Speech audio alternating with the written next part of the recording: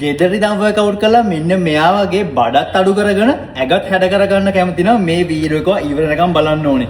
මේ ඉන්නේ මගේ පිටරට ඉන්න ක්ලයන්ට් කෙනෙක්. ඉතින් මෙයා මොකක්ද කරපු මැජික් ඩයට් ප්ලෑන් එක වර්කවුට් ෂෙඩියුල් එක. ඔයාලට පේනවා ඉතින් මෙන්න මේ ෆොටෝ එකයි මෙන්න මේ ෆොටෝ එකයි කර්ව් කරාට පස්සේ මෙයාගේ බොඩි එකේ තියෙන වාව් රිසල්ට් එක. මෙයාගේ අපි බඩ ලෑල්ලක් විදිහට පත් කරලා දීලා තියෙන්නේ.